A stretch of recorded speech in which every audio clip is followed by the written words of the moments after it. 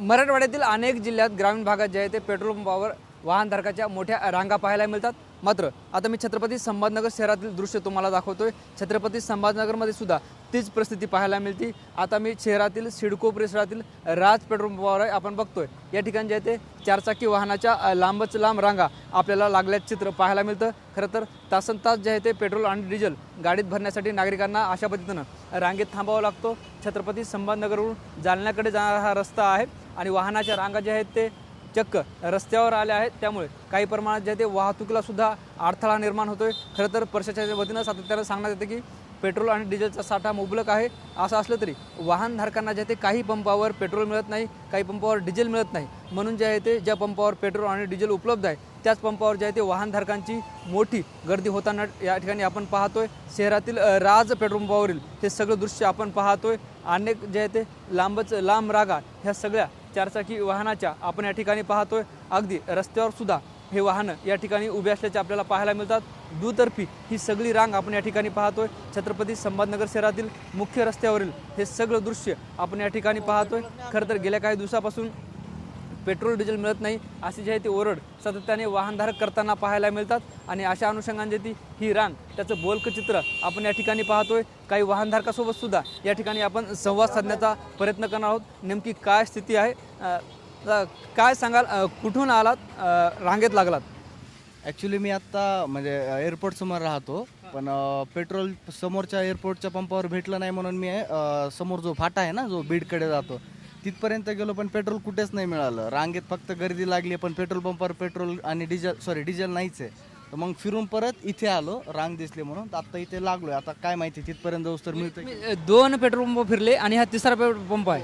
हो, तिसऱ्या पंपावर आता डिझेल आहे तर म्हणे, पण आता तिथपर्यंत गाडी जाऊस तर मिळतंय की नाही ही पण शंका आहे. आपण बघतो या वाहनधारकाच्या बोलक्या प्रतिक्रिया होत्या.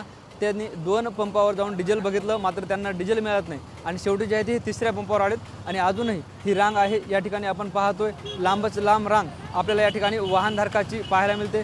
अनेक चारचाकी वाहन असतील, ऑटो असतील, सगळे रांगेत या ठिकाणी थांबले आहेत आणि या पंपावर डिझेल मिळेल अशी अपेक्षा जी आहे ते या वाहनधारकांना आहे. आपण बघतोय काही नागरिकसुद्धा.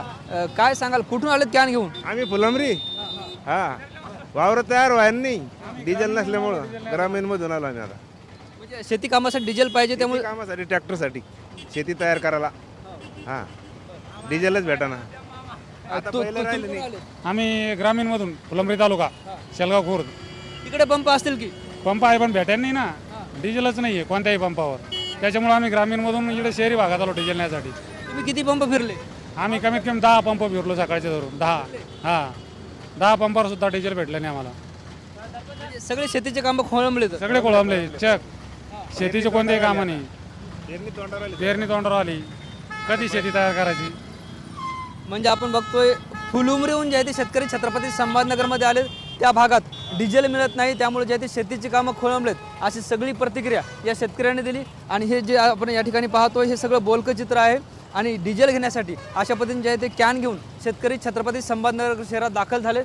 अजूनसुद्धा काही रांगा या ठिकाणी आपण पाहतोय आणि अनेक पंपावर जे आहे ते डिझेल मिळत नाही अशा प्रतिक्रिया हे सगळे वाहनधारक या ठिकाणी आपल्याशी बोलताना या ठिकाणी पाहायला मिळतात. अजून काही वाहनधारकासोबत आपण या ठिकाणी संवाद साधणार आहोत. काय अडचण येते, आपण रांगेत थांबलात? बेसिकली एक सिंपल क्वेश्चन आहे. ग्लोबल लेवलला आहे किंवा कुठं माहिती नाही, स्टेट ऑफ हॉर्मन्स अगर इंडियासाठी ओपन आहे, UAE त्यांचं क्रूड ऑइल आपल्याला देतं आहे, देन वाय डिझेल आणि पेट्रोलची टंचाई आपल्याकडं काय येते किंवा एवढा सगळा प्रॉब्लेम का फेस करावा लागतो? हा माझा क्वेश्चन नॉर्मली आहे. सो बेसिकली मला असं वाटतं की EVला कुठंतरी प्रमोटिंग चालू आहे. दॅट रिझन हे सगळे प्रॉब्लेम्स जास्ती करून क्रिटिकल सीझन होतं. तुमचा असा दावा आहे, आरोप आहे की EV गाड्या विकल्या पाहिजे म्हणून डिझेल टंचाई होते?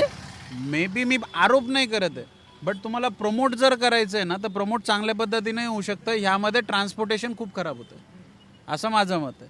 मी आरोप करत नाही आहे कुठल्याच गोष्टीचा, बट माझं एक म्हणणं असं आहे की प्रमोशन वेगळ्या गोष्टीने पण होऊ शकतं.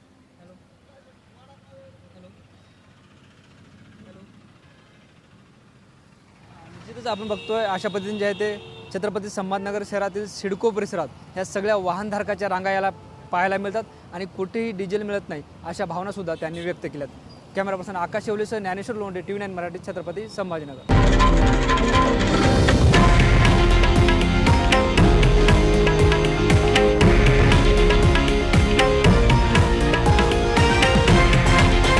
हे आहे देशातील नंबर 1 न्यूज नेटवर्क आणि आपण पाहत आहात TV9 मराठी, एकमेव.